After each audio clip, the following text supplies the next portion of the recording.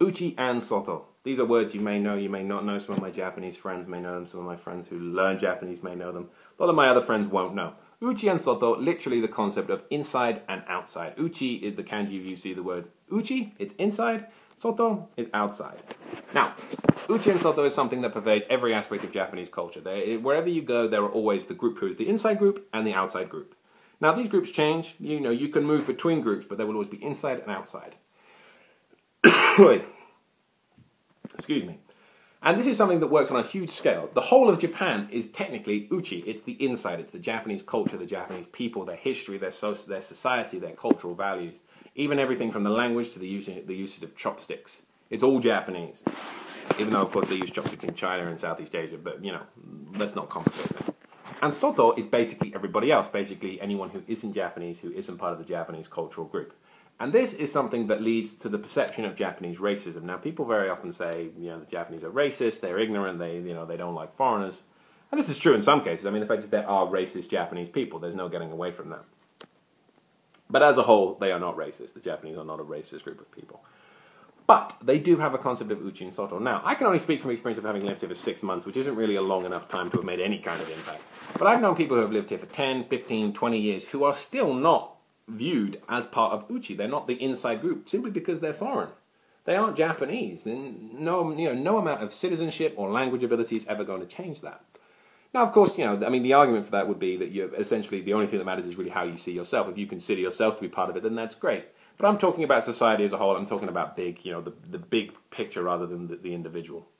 And this is especially true when, for example, if you can speak Japanese. Now, my Japanese is not very good, but I can basically communicate adequately in Japanese. And people are consistently surprised by that. Like, my friends not so much because they already know that I can. But if I go to, for example, I went to the doctor's this week and spoke to my doctor in Japanese, and he said, wow, I'm surprised that you can speak Japanese. I said, why? And he said, normally because it's very difficult for foreigners to speak Japanese. And I said, well, that's not really true. Lots of foreigners I know can speak Japanese. And he said, yes, but they're a special case.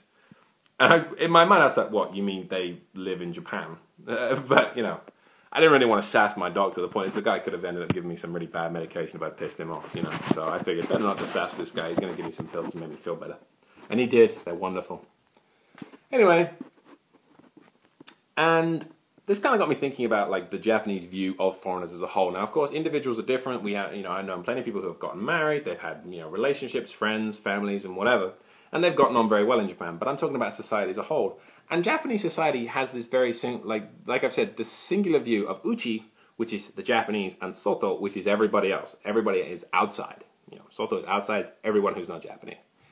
And these outside people cannot speak Japanese. They cannot use chopsticks. They cannot bow. They don't understand green tea or geisha or anything like that. Basically, they're just a bunch of ignorant savages. That is the traditional Japanese view of basically everybody else.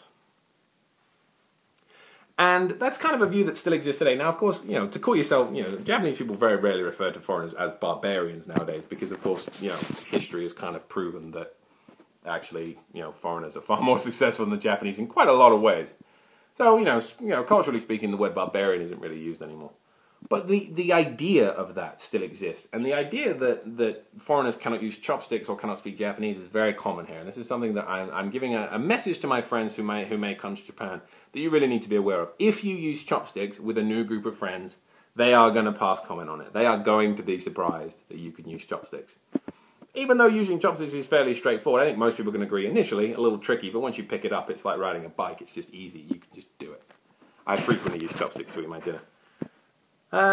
Not showing off, just, that's what they give me at the konbini. And when you speak Japanese as well, with a new group of people, they may go, hey, you can speak Japanese? That was mildly racist, but, basically that's going to be the response you're going to get.